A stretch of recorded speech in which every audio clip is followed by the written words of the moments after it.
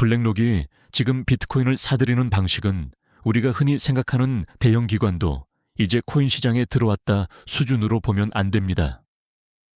그건 너무 얕은 해석이에요. 진짜 중요한 건 세계 최대 자산 운용사가 왜 지금 이 시점에 왜 이렇게 빠른 속도로, 왜 이렇게 노골적으로 비트코인에 손을 뻗고 있느냐는 겁니다. 이건 단순히 가격이 더 오를 것 같아서 베팅하는 움직임이 아닐 수 있습니다. 오히려 그보다 훨씬 더 큰 그림. 그러니까 앞으로의 글로벌 금융 시스템이 어떤 구조로 재편될지를 미리 선점하려는 움직임에 더 가깝습니다. 다시 말해, 블랙록은 비트코인을 하나의 투자 상품으로만 보고 있는 게 아니라 미래 금융 질서의 핵심 연결 장치로 바라보고 있을 가능성이 크다는 거죠. 오늘 이야기는 비트코인이 오르냐 내리냐 같은 단순한 시세 이야기가 아닙니다. 블랙록이라는 거대한 금융 권력이 비트코인을 통해 어떤 판을 짜고 있는지, 그리고 그 변화가 결국 우리 같은 개인 투자자에게 어떤 의미로 돌아올지를 끝까지 따라가 보셔야 합니다. 이걸 한번 보고 나면 비트코인을 보는 시선이 전과는 꽤 달라질 수 있습니다. 블랙록이라는 회사를 제대로 이해하지 못하면 이 이야기의 무게감도 절반밖에 느껴지지 않습니다. 블랙록은 그냥 유명한 투자 회사가 아니에요. 전 세계에서 가장 큰 자산 운용사입니다. 굴리는 돈의 규모가 너무 커서 어떤 자산에 발을 들이는 순간 그 시장의 성격 자체가 달라질 수 있는 수준이죠. 쉽게 말해 블랙록이 들어왔다는 사실만으로도 시장은 더 이상 예전과 같은 시장이 아니게 됩니다. 이런 회사가 비트코인에 본격적으로 들어왔다는 건 굉장히 상징적인 사건입니다. 왜냐하면 비트코인은 오랫동안 기존 금융권 바깥에 있는 자산처럼 취급돼 왔기 때문이에요. 변동성은 크고 규제는 불확실하고 기관 입장에서는 함부로 손대기 어려운 영역이었죠. 그런데 블랙록은 그 경계선 위에 서서 비트코인을 제도권 안으로 끌어들이는 가장 강력한 통로를 만들어 버렸습니다. 그 대표적인 도구가 바로 IBIT입니다. 겉으로 보면 단순한 ETF 상품처럼 보일 수 있지만 사실 이건 블랙록이 월가의 자금과 비트코인을 연결하는 공식적인 입구를 만든 사건에 가깝습니다. 그리고 바로 그 지점부터 비트코인은 더 이상 변방의 자산이 아니라 거대한 금융 시스템 안에서 재배치되기 시작한 겁니다. 2024년 1월 미국에서 비트코인 현물 ETF가 승인됐을 때 많은 사람들은 그걸 단순히 코인 시장에 좋은 뉴스 하나 나왔다 정도로 받아들였습니다. 물론 표면적으로만 보면 그렇게 볼 수도 있어요. 하지만 블랙록 입장에서 그 승인은 단순한 호재가 아니라 제도권 금융이 비트코인을 흡수할 수 있는 공식적인 관문이 열린 순간이었습니다. 그리고 블랙록은 그 문이 열리자마자 가장 빠르고 가장 공격적으로 움직였습니다. 그 결과물이 바로 아이쉐어즈 비트코인 트러스트, 즉 IBIT였죠. 여기서 중요한 건 상품이 출시됐다는 사실보다 그 상품이 시장에서 보여준 성장 속도입니다. 보통 ETF라는 건 신뢰를 쌓고 자금을 끌어모으는데 오랜 시간이 걸립니다. 그런데 IBIT는 그런 일반적인 시간표를 거의 무시해버렸어요. 너무 짧은 시간 안에 거대한 자금을 빨아들였고 월가가 비트코인에 접근하는 대표 통로로 빠르게 자리 잡았습니다. 이건 단순히 좋은 상품이라 잘 팔렸다는 수준의 이야기가 아닙니다. 오히려 블랙록이 이미 준비된 인프라 브랜드 신뢰, 기관 네트워크를 이용해서 비트코인 시장의 입구 자체를 선점하기 시작했다는 신호에 가깝습니다. 다시 말해 시장이 열리자마자 가장 먼저 문 앞을 차지한 쪽이 블랙록이었다는 거죠. 그럼 이제 숫자를 보셔야 합니다. 왜냐하면 블랙록의 움직임이 단순한 참여가 아니라 사실상 지배력 확대 과정이었다는 건 감이 아니라 수치로 확인되기 때문입니다. 처음에는 많은 사람들이 블랙록의 비트코인 진입을 기관도 이제 관심을 보이기 시작했구나 정도로 받아들였어요. 하지만 시간이 지나면서 드러난 건 관심이 아니라 점령에 가까운 속도였습니다. 보유량은 빠르게 불어났고 시장 점유율도 같이 치솟았습니다. 더 무서운 건 단순히 양이 늘었다는 사실이 아니에요. 그 증가 속도가 너무 빠르다는 겁니다. 보통 이런 시장에서는 여러 플레이어가 경쟁하면서 점유율이 나뉘기 마련인데 블랙록은 그 균형 자체를 무너뜨리는 방식으로 올라왔습니다. 시간이 갈수록 비트코인 ETF 시장이 아니라 블랙록이 중심이 된 비트코인 ETF 시장처럼 보이기 시작한 거죠. 이 말은 굉장히 중요합니다. 왜냐하면 시장에서 가장 큰 비중을 가진다는 건 단순히 돈을 많이 벌 수 있다는 의미를 넘어서 자금 흐름의 중심에 서게 된다는 뜻이기 때문이에요. 누가 얼마나 사고 파는지, 어떤 순간에 자금이 몰리고 빠지는지, 제도권 자금이 어디로 움직이는지 가장 가까이서 보게 되는 자리. 블랙록은 지금 그 자리를 점점 더 확실하게 차지하고 있습니다. 그리고 이런 구조가 굳어질수록 비트코인은 더 이상 모두의 시장이 아니라 특정 거인의 영향력이 짙게 들이운 시장으로 바뀌게 됩니다. 진짜 무서운 장면은 상승장에서 나온 게 아니었습니다. 오히려 시장이 공포에 잠겼을 때 나왔어요. 보통 개인 투자자들은 가격이 급등하면 뒤늦게 뛰어들고 급락하면 겁에 질려 던집니다. 그런데 블랙록은 정반대로 움직였습니다. 바로 그 점이 이 회사가 비트코인을 단순한 투기 자산이 아니라 훨씬 더 긴 시간축에서 바라보고 있다는 신호로 읽히는 이유입니다. 2026년 3월 기준으로 IBIT의 순자산은 약 542억 달러 수준까지 커져 있었고 이미 블랙록은 이 상품을 통해 비트코인 제도권 자금의 핵심 통로 중 하나를 장악한 상태였습니다. 그런데 중요한 건 규모가 아니라 태도예요. 시장이 흔들릴 때 보통 큰 기관도 방어적으로 움직이기 마련인데 블랙록은 오히려 그 공포 국면에서 자금을 받아내고 흡수하는 모습을 보여주었습니다. 이 장면이 왜 중요하냐면 여기서 블랙록의 본심이 드러나기 때문입니다. 정말 단기 차익만 노리는 플레이어라면 시장이 패닉 상태일 때 이렇게 정면으로 버티기 어렵습니다. 더구나 ETF라는 구조는 개인 심리보다 훨씬 더 큰 제도권 자금의 흐름을 반영하죠. 그럼에도 불구하고 IBIT는 2026년 3월 최도 대규모 자산 규모를 유지하고 있었고 시장 데이터 집계 사이트에는 여전히 일별 자금 유입 유출 흐름이 핵심 관전 포인트로 잡히고 있었습니다. 결국 여기서 우리가 읽어야 하는 건 한 가지입니다. 블랙록은 남들이 무서워할 때 일단 피한다는 방식으로 움직이는 쪽이 아니라 공포가 커질수록 더 긴 판을 본다는 방식으로 움직이고 있다는 점입니다.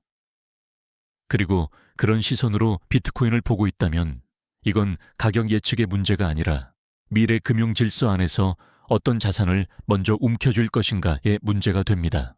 이 흐름을 가장 쉽게 이해하는 방법은 부동산 위기 때 벌어지는 장면을 떠올려 보는 겁니다. 시장이 흔들리기 시작하면 개인들은 먼저 불안해집니다. 지금 안 팔면 더 큰일 나는 거 아니야 라는 생각이 들기 시작하죠. 그래서 손실을 확정하더라도 일단 던지고 나옵니다. 그런데 바로 그 순간 자금력과 시간 여유가 있는 큰 손들은 완전히 다른 계산을 합니다. 지금 가격이 무너졌다는 건 위험 신호이기도 하지만 동시에 미래의 핵심 자산을 싸게 쓸어 담을 수 있는 시기라고 보기 때문입니다. 블랙록의 움직임도 딱 이 그림과 닮아 있습니다. 많은 사람들이 비트코인을 여전히 변동성 큰 위험 자산으로만 볼 때 블랙록은 그 안에서 전혀 다른 것을 보고 있는 것처럼 움직입니다. 남들이 공포를 느끼는 순간을 단순한 붕괴가 아니라 미래 금융 시스템의 핵심 자리를 선점할 기회로 읽는 거죠. 그러니까 지금 블랙록이 하고 있는 일은 단순히 코인을 더 사모으는 행위로만 보면 부족합니다. 마치 누군가는 폭락장에서 겁에 질려 집을 내다 파는데 다른 누군가는 그 동네의 가장 좋은 땅을 조용히 사들이는 것과 비슷해요. 시간이 지나면 결국 중요한 건 누가 패닉에 흔들렸느냐가 아니라 누가 미래의 중심 자산을 먼저 확보했느냐가 되기 때문입니다. 여기서 이야기가 더 흥미로워지는 이유는 블랙록의 움직임만이 아니라 그 중심에 있는 레리 핑크의 태도 변화까지 너무 극적이기 때문입니다.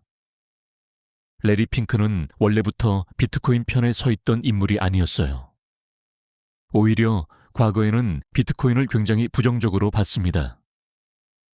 2017년에는 비트코인이 자금 세탁 수요를 보여주는 사례라고 말할 정도였죠. 그런데 시간이 지나면서 그의 언어는 완전히 달라졌습니다. 2024년 들어 레리 핑크는 비트코인을 국제적 자산으로 볼 수 있다고 말했고, 더 나아가 어떤 맥락에서는 디지털 골드에 가까운 성격으로 해석하는 발언까지 내놓기 시작했습니다. 한때 의심과 거리두기의 대상이었던 비트코인이 이제는 글로벌 불안과 통화 불신의 시대에 의미 있는 대체 자산으로 다시 읽히기 시작한 겁니다. 이 변화가 중요한 이유는 단순히 한시 이 오의 생각이 바뀌었기 때문이 아닙니다. 레리 핑크 같은 인물은 말을 가볍게 던지는 사람이 아니에요. 그의 발언은 종종 블랙록이라는 거대한 시스템이 세상을 어떻게 해석하고 있는지 보여주는 신호에 가깝습니다. 그래서 이 태도 전환은 비트코인이 돈이 될 것 같다는 수준보다 더 깊은 의미를 가집니다. 오히려 그는 지금의 세계를 보면서 사람들과 기관들이 앞으로 어떤 종류의 자산을 더 원하게 될지를 먼저 읽고 있는 것에 가깝습니다. 결국 여기서 생기는 질문은 하나입니다. 레리 핑크는 왜 저렇게까지 시각을 바꿨을까?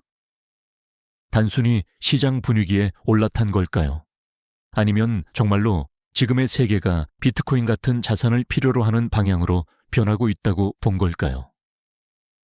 다음 이야기부터는 바로 그 질문의 핵심으로 들어가 보겠습니다. 레리 핑크의 시각이 바뀐 이유를 이해하려면 그가 비트코인을 단순한 수익 기회가 아니라 불안한 시대에 반응하는 자산으로 보기 시작했다는 점을 봐야 합니다. 쉽게 말해서 세상이 안정적이고 제도가 완벽하게 신뢰받는 환경이라면 비트코인의 매력은 지금보다 훨씬 약했을 겁니다. 그런데 현실은 정반대죠. 전쟁은 길어지고 국가 부채는 불어나고 정부와 제도에 대한 신뢰는 곳곳에서 흔들리고 있습니다. 미국 재무부 기준으로 미국의 국가 부채는 2026년 3월 현재 약 38.9조 달러 수준입니다. 첫 번째는 물리적 안전에 대한 공포입니다. 위기 상황이 오면 사람들은 내 재산을 실제로 들고 이동할 수 있는가를 생각하게 됩니다. 금은 여전히 강한 자산이지만 무겁고 국경을 넘기 어렵습니다. 반면 비트코인은 기억 가능한 시드 문구나 개인 키만 지키면 이론적으로는 국경을 넘어 자산을 이전할 수 있습니다. 실제로 전쟁과 불안정 속에서 암호 자산이 국경 간 자금 이동 수단으로 활용된 사례들은 꾸준히 보도돼 왔습니다. 두 번째는 통화 가치 하락에 대한 공포입니다. 정부가 부채를 늘리고 통화를 풀수록 사람들은 법정화폐가 영원히 안전하다고 믿기 어려워집니다. 그런 상황에서 총발 행량이 2100만 개로 제한된 비트코인은 더 찍어낼 수 없는 자산이라는 점에서 독특한 상징성을 갖게 됩니다. 바로 이 희소성이 불확실성이 커질수록 더 강하게 부각되는 거죠. 물론 가격 변동성은 여전히 큽니다. 하지만 레리 핑크 같은 인물은 그 변동성 뒤에 숨어있는 희소성의 구조를 보고 있는 것으로 읽힙니다. 세 번째는 정부와 제도에 대한 불신입니다. 전쟁 제재 금융 통제로 인해 자산이 동결되거나 이동이 제한되는 사례는 이미 현실이 됐습니다. 로이터는 러시아 관련 자산 동결 규모가 약 3천억 달러 수준이라는 점을 전해왔고, 최근에도 유럽에서 그 동결과 관련한 법적 분쟁이 이어지고 있다고 보도했습니다. 이런 장면은 많은 투자자에게 내 자산은 정말 내 것인가? 라는 질문을 던지게 만듭니다. 그리고 바로 그 불안이 비트코인을 누군가의 허락 없이 보유할 수 있는 자산으로 재해석하게 만드는 배경이 됩니다. 결국 레리 핑크가 읽은 건 비트코인의 기술적 매력 하나가 아닙니다. 그는 지금 세계를 움직이는 핵심 감정, 즉 불안 희소성 통제에 대한 두려움을 보고 있는 겁니다.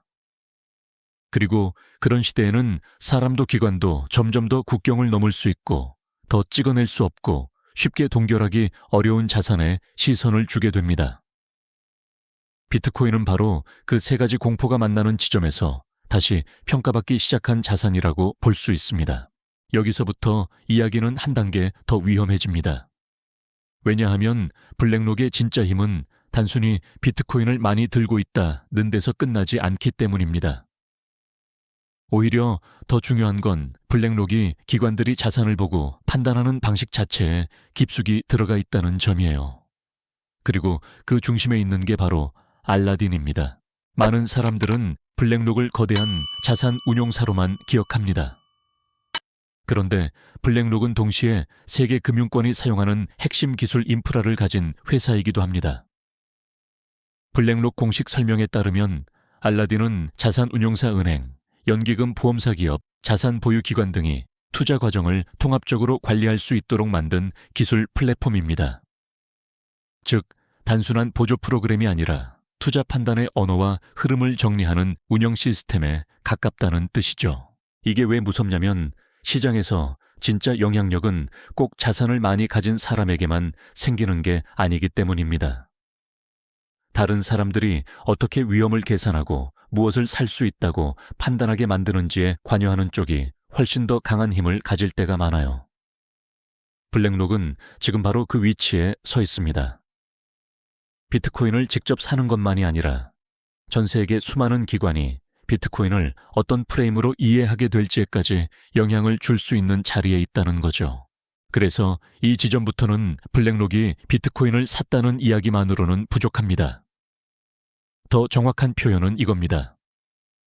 블랙록은 지금 비트코인을 둘러싼 제도권의 사고방식과 판단 구조 안으로 깊이 들어가고 있다는 것.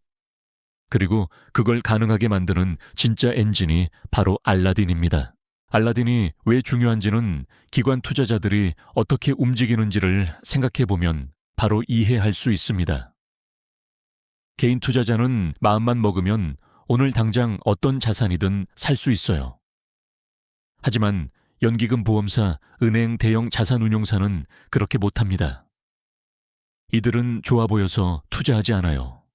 반드시 위험을 숫자로 설명할 수 있어야 하고 그 숫자가 내부 기준과 리스크 관리 체계를 통과해야만 움직일 수 있습니다.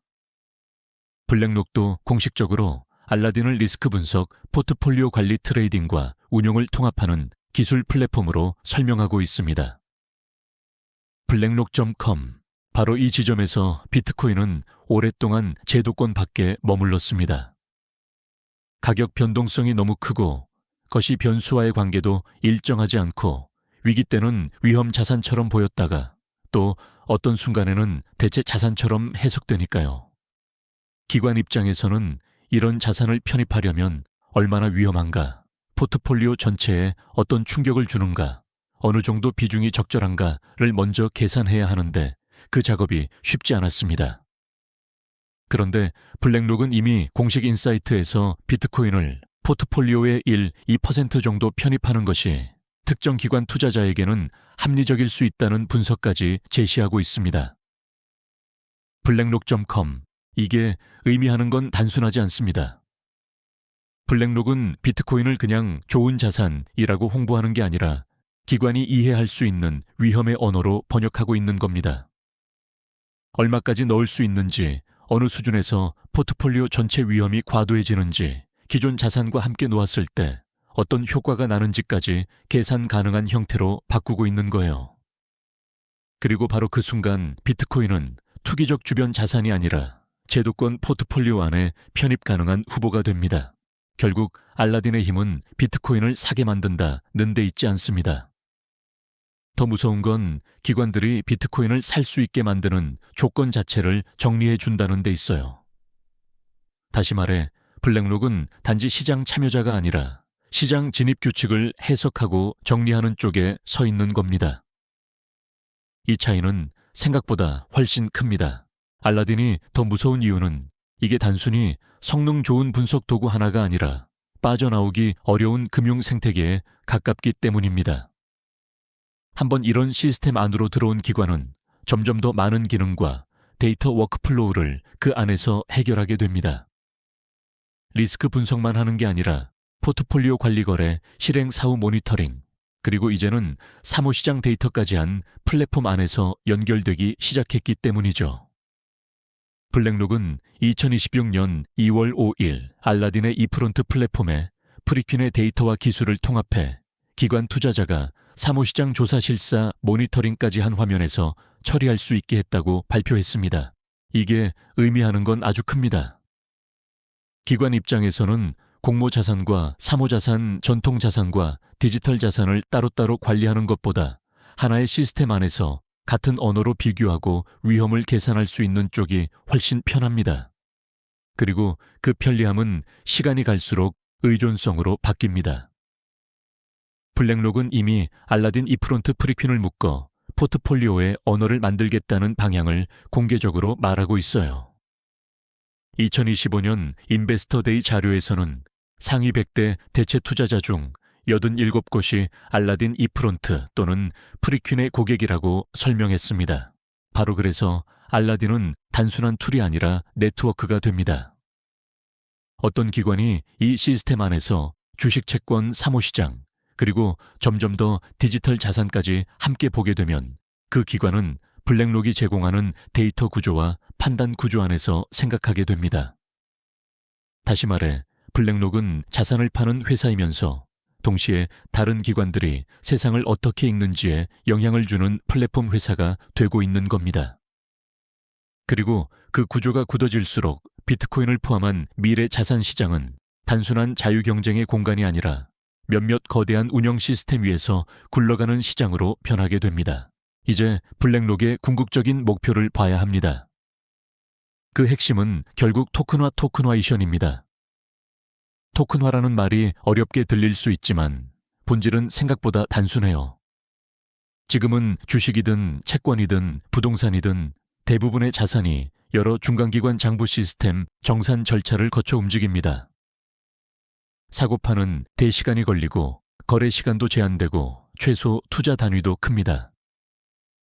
그런데 자산을 블록체인 위에 디지털 토큰으로 바꾸면 이 구조 자체를 다시 설계할 수 있습니다. 이게 왜 중요한가요? 토큰화가 되면 거래는 더 잘게 쪼개질 수 있고 정산은 더 빨라질 수 있고 접근성은 더 넓어질 수 있습니다. 실제로 NYS는 2026년에 24시간 토큰화 증권 거래 플랫폼 구상을 공개적으로 설명하기 시작했습니다. 이건 단순한 컨셉 발표가 아니라 전통 거래소가 자산 거래의 시간표와 구조 자체를 다시 바꾸려 한다는 신호에 가깝습니다. 시장도 이미 움직이고 있습니다. RWA.XYZ 기준으로 2026년 3월 현재 토큰화된 미국 국채 시장 규모는 약 100억 달러, 전체 온체인 실물자산 RWA 시장은 약 266억 달러 수준까지 커져 있습니다. 즉, 토큰화는 더 이상 먼 미래의 실험이 아니라 이미 자금이 들어오고 있는 현실의 시장이 된 겁니다. 그리고 블랙록은 이 흐름을 바깥에서 구경하는 회사가 아닙니다. 2025년 말 레리 핑크는 CNBC 인터뷰에서 전통 금융자산을 디지털 형태로 다시 심고 사람들이 그 디지털 생태계 안에 머물게 하는 것이 블랙록의 다음 수십 년 기회라고 직접 말했습니다. 같은 인터뷰에서 그는 블랙록의 토큰화 머니마켓 펀드 BUIDL과 비트코인 ITF-IBIT를 함께 언급했죠. 이건 굉장히 상징적입니다. 비트코인과 토큰화 현금성 자산을 같은 미래 지도 위에 올려놓고 있다는 뜻이니까요. 결국 블랙록이 보고 있는 미래는 이겁니다. 비트코인은 단독으로 끝나는 이야기가 아니라 모든 금융자산이 디지털 토큰 형태로 재배치되는 시대의 출발점일 수 있다는 것. 그리고 만약 그 전환이 본격화된다면 가장 큰 힘을 갖는 쪽은 자산 하나를 잘 고른 회사가 아니라 그 자산들이 움직이는 공통 인프라를 먼저 장악한 회사가 될 가능성이 큽니다. 블랙록은 지금 바로 그 자리를 노리고 있는 것처럼 보입니다. 이제 중요한 건 블랙록의 구상이 아직 먼 미래 이야기냐는 겁니다. 그런데 지금 시장을 보면 그건 더 이상 가설처럼 보이지 않습니다. 토큰화된 실물 자산 시장은 이미 빠르게 커지고 있고 그 중에서도 미국 국채 같은 전통 자산이 블록체인 위로 올라오는 속도가 눈에 띄게 빨라졌습니다. RWA.XYZ 기준으로 2026년 3월 현재 온체인 실물 자산 시장 규모는 약 266억 달러 토큰화된 미국 국채 시장은 약 100억 달러 수준까지 커져 있습니다. 이건 굉장히 중요한 신호입니다. 왜냐하면 토큰화가 이제는 언젠가 가능할지도 모르는 기술 실험이 아니라 실제로 자금이 들어오고 기관이 참여하는 시장이 됐다는 뜻이기 때문입니다. 그리고 이 흐름은 거래 인프라 쪽에서도 확인됩니다. ICE는 2026년 1월 NYS가 24시간 운영, 즉시 결제 달러, 단위 주문 같은 기능을 포함한 토큰화 증권 플랫폼을 개발 중이라고 공식 발표했습니다. 블랙록도 이 흐름의 중심에 서 있습니다. 2025년 10월 레리 핑크는 CNBC 인터뷰에서 전통 금융자산을 디지털 방식으로 다시 심고 사람들이 그 디지털 생태계 안에 머물도록 만드는 것이 블랙록의 다음 수십 년 기회라고 직접 말했습니다. 같은 자리에서 그는 토큰화 머니마켓 펀드 BI, UDL과 비트코인, ETF, IBIT를 함께 언급했어요. 즉, 지금 벌어지는 일은 단순히 비트코인이 제도권에 들어오는 정도가 아닙니다. 더 큰 그림은 전통 금융자산 전체가 디지털 인프라 위에서 다시 정렬되는 과정이고 블랙록은 그 변화가 본격화되기 전에 이미 핵심 자리 몇 개를 선점하고 있다는 겁니다. 그래서 이건 블랙록이 미래를 예측했다는 이야기라기보다 블랙록이 미래가 흘러갈 레일 위에 먼저 올라탔다는 이야기로 보는 쪽이 더 정확합니다. 그런데 여기서 많은 사람들이 놓치는 조각이 하나 있습니다. 블랙록의 그림은 금융상품에서 끝나지 않는다는 점이에요. 진짜 큰 플레이어들은 돈의 흐름만 보는 게 아니라 그 돈의 흐름을 떠받치는 물리적 기반까지 같이 봅니다. 그리고 디지털 자산 시대의 물리적 기반 중 하나가 바로 전력입니다. AI 데이터 센터도 전기를 먹고 클라우드도 전기를 먹고 비트코인 채굴 역시 결국 전력 위에서 돌아가죠. 그래서 블랙록이 에너지 쪽으로 손을 뻗는 장면은 굉장히 상징적입니다. 2026년 3월 글로벌 인프라스트럭처 파트너스를 포함한 컨소시엄은 IES의 일부 국제 재생에너지 사업을 인수하기로 했고 여기에는 블랙록 계열 인프라 자금이 포함돼 있습니다. AES는 미국과 여러 해외 시장에서 발전 자산과 전력 인프라를 운영해 온 회사입니다. 이 장면이 중요한 이유는 단순히 자산 운용사가 발전 자산에도 투자한다는 수준이 아니기 때문입니다. 전력은 이제 그냥 공공재가 아니라 디지털 경제의 병목 자원이 되고 있습니다. 특히 AI와 데이터 센터 경쟁이 심해질수록 안정적인 전력 공급은 더 비싸고 더 전략적인 자산이 됩니다. 그런 환경에서 블랙록이 금융상품, 디지털 자산, 그리고 전력 인프라를 한 시야 안에서 보기 시작했다면 그건 단순 분산 투자가 아니라 미래 시스템의 핵심 자원을 묶어보려는 시도에 가깝습니다. 즉, 블랙록은 비트코인을 금융상품으로만 바라보는 게 아니라 그 주변을 떠받치는 현실 세계의 기반까지 같이 만지기 시작한 겁니다. 그리고 바로 이 지점에서 이 회사의 그림은 ETF 잘 만든 운용사 수준을 넘어섭니다. 그들은 점점 더 돈이 움직이는 시스템 전체를 보려는 쪽으로 가고 있습니다. 이제 그림이 거의 완성됩니다. 블랙록이 그리고 있는 구조를 한 줄로 요약하면 이겁니다.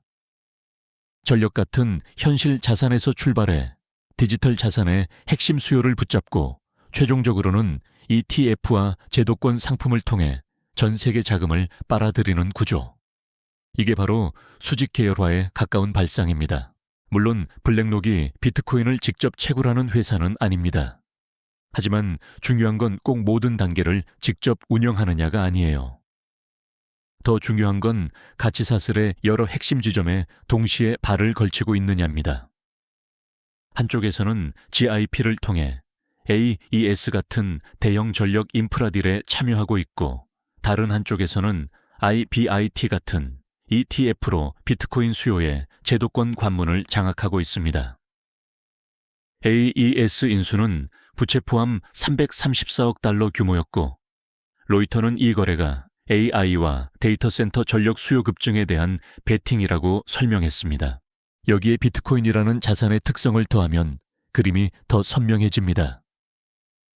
비트코인은 결국 전력 채굴 보관 유통 금융 상품화라는 여러 층위를 거쳐 제도권 자산으로 흡수됩니다. 블랙록은 그중 적어도 몇 개의 가장 중요한 관문에 서 있으려는 것처럼 보입니다. 즉, 전력 인프라 확대의 수혜를 볼 수 있고 디지털 자산 제도화의 수혜도 볼 수 있고 마지막으로 그 자산을 포장한 ETF를 세계 기관 투자객에 판매하는 수수료 구조까지 가질 수 있는 거죠. IBIT는 2026년 3월 기준 순자산이 542억 달러 이상으로 공개돼 있습니다. 이 구조가 무서운 이유는 시장이 어느 방향으로 움직이든 블랙록이 여러 층에서 돈을 벌 수 있는 자리로 가고 있기 때문입니다. I가 커져도 전력이 필요하고 전력이 더 귀해져도 인프라 자산 가치는 올라갑니다. 디지털 자산이 제도권으로 더 깊게 들어와도 ETF와 토큰화 상품은 더 커질 수 있습니다. 다시 말해 블랙록은 단순히 비트코인 가격 상승에만 베팅하는 게 아니라 그 가격을 둘러싼 전체 생태계가 커질 때 함께 수익을 가져가는 구조를 만들고 있는 겁니다.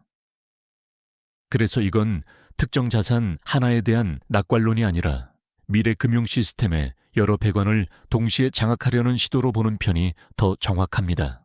여기서 더 중요한 건 규제가 이제 더 이상 블랙록 같은 거대 기관에게 장애물이 아니라는 점입니다. 오히려 잘 정리된 규제는 작은 플레이어를 밀어내고 자본력과 네트워크 준법 체계를 갖춘 대형 기관에게 유리하게 작동할 가능성이 큽니다. 그 대표적인 사례가 바로 미국의 지니어스 액트입니다. 백악관에 따르면 이 법은 2025년 7월 18일 트럼프 대통령 서명으로 발효됐고 미국이 디지털 자산과 스테이블 코인 분야에서 주도권을 잡겠다는 방향을 분명히 했습니다. 이런 제도가 왜 중요하냐면 스테이블 코인 시장이 커질수록 결국 그 뒤를 바치는 준비 자산, 특히 당위 미국 국채와 현금성 자산의 중요성이 더 커지기 때문입니다. 그리고 그런 자산을 가장 효율적으로 굴리고 가장 신뢰도 높게 관리할 수 있는 쪽은 누구일까요? 당연히 블랙록 같은 대형 자산 운용사가 유리합니다.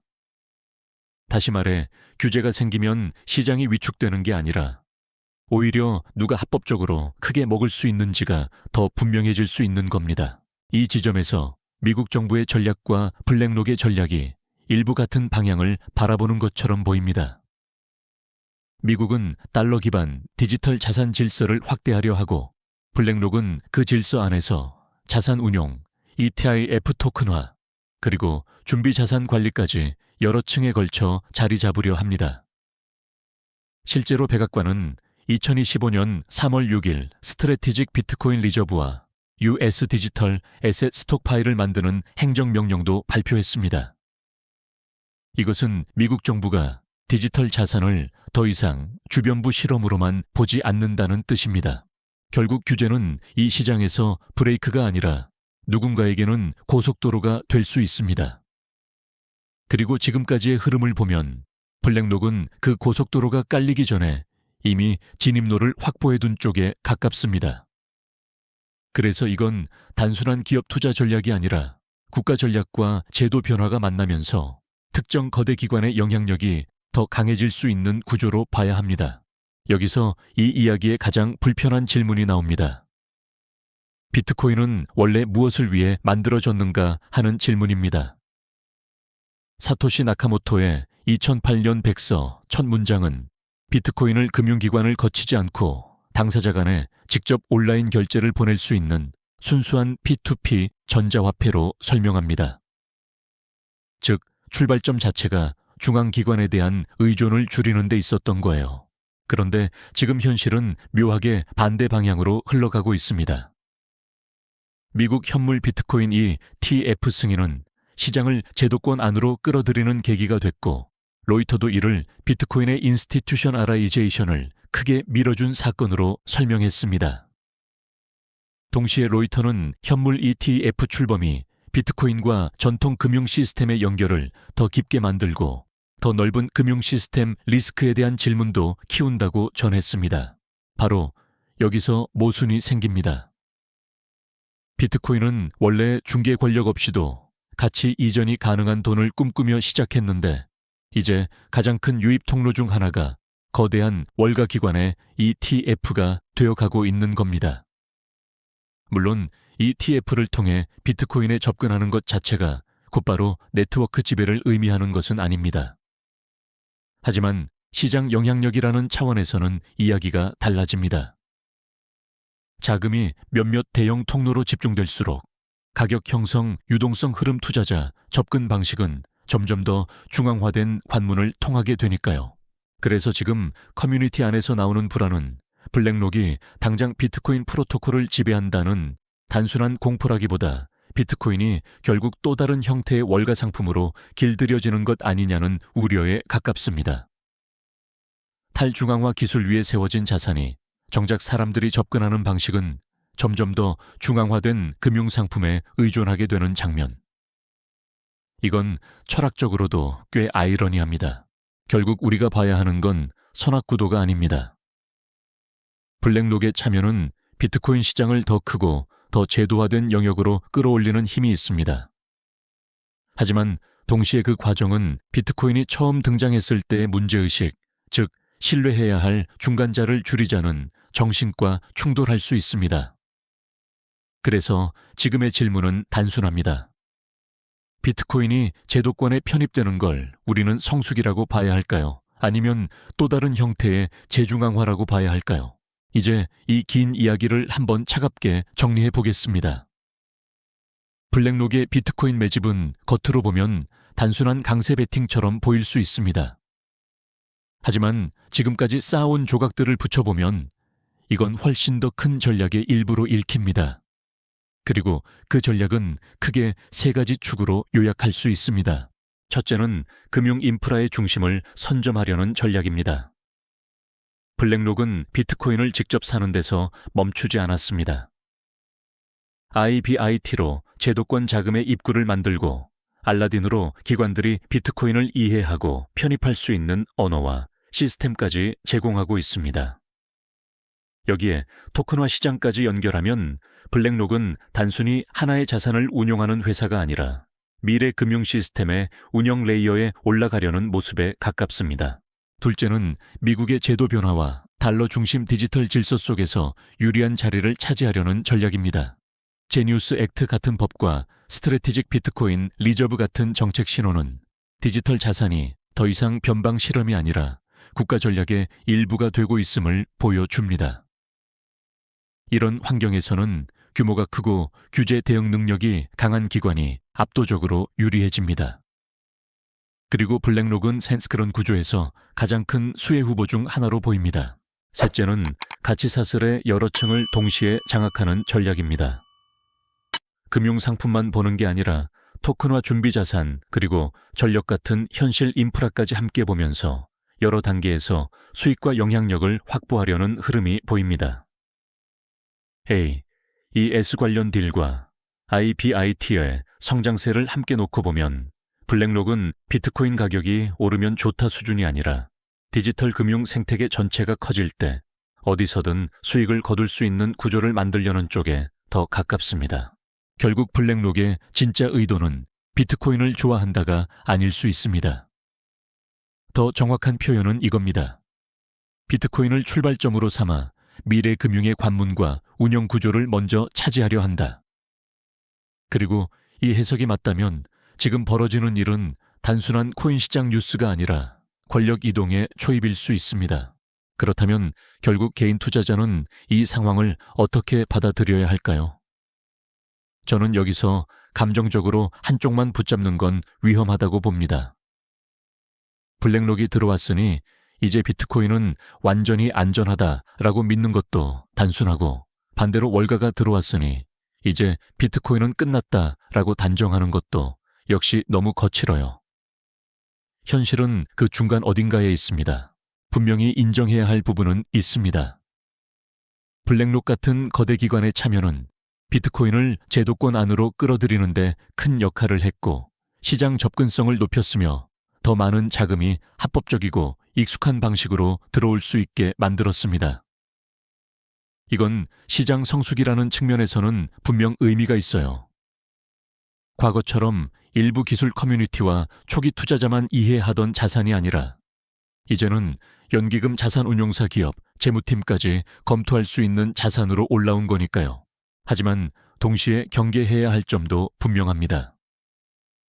ETF를 산다는 건 비트코인 가격에 대한 노출을 얻는 것이지 반드시 비트코인의 철학이나 통제권을 함께 갖는다는 뜻은 아닙니다.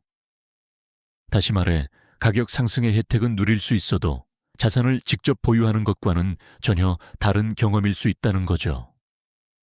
누군가에게는 ETF가 가장 현실적인 선택일 수 있지만 또 다른 누군가에게는 자기 지갑에 직접 보관하는 방식이 훨씬 중요할 수도 있습니다. 결국 이건 수익률만의 문제가 아니라 무엇을 소유한다고 생각하는가의 문제이기도 합니다. 그래서 개인 투자자가 기억해야 할 건 두 가지입니다. 첫째, 편리함과 통제권은 다르다는 점입니다. 제도권 상품은 편하지만 편리하다고 해서 언제나 본질까지 내 것이 되는 건 아닙니다. 둘째, 공부하지 않으면 결국 구조를 만든 쪽이 이긴다는 점입니다. 시장은 점점 더 복잡해지고 있고 앞으로는 가격보다 구조를 이해하는 사람이 훨씬 유리해질 가능성이 큽니다. 비트코인을 살지 말지보다 더 중요한 건 지금 어떤 질서가 만들어지고 있는지를 읽는 눈일지도 모릅니다. 오늘 이야기를 한 문장으로 정리하면 이겁니다. 블랙록은 단순히 비트코인을 사고 있는 것이 아니라 비트코인을 발판으로 미래 금융 시스템의 입구와 운영 구조를 먼저 차지하려는 것처럼 보인다는 점입니다. 그리고 이 해석이 맞다면 지금 우리가 보고 있는 건 가격 뉴스가 아니라 권력 구조가 움직이는 장면일 수 있습니다. 그래서 중요한 건 비트코인이 오를까 내릴까 맞묻는 게 아닙니다. 더 중요한 질문은 이것입니다. 앞으로 우리가 들어가게 될 금융 시스템의 문은 누가 쥐게 될까? 그리고 그 문을 통과하는 대가를 누가 받게 될까? 이 질문을 놓치면 우리는 자산을 사고 있다고 생각하면서도 사실은 누군가가 설계한 구조 안으로 더 깊이 들어가고 있는 걸 수도 있습니다. 블랙록의 진입이 비트코인 시장을 더 크고 더 제도화된 곳으로 만들고 있다는 점은 분명합니다. 하지만 동시에 그 과정이 또 다른 형태의 집중과 통제를 낳을 수도 있다는 점도 함께 봐야 합니다. 결국 중요한 건 어느 한쪽을 맹신하는 게 아니라 이 구조가 어디로 가는지를 계속 읽어내는 겁니다. 오늘 내용이 도움이 되셨다면 좋아요와 구독 알림 설정 부탁드립니다. 여러분은 어떻게 보시는지 궁금합니다. 블랙록은 비트코인을 제도권으로 끌어올리고 있는 걸까요? 아니면 결국 새로운 문지기가 되려는 걸까요? 댓글로 여러분 생각을 남겨주세요.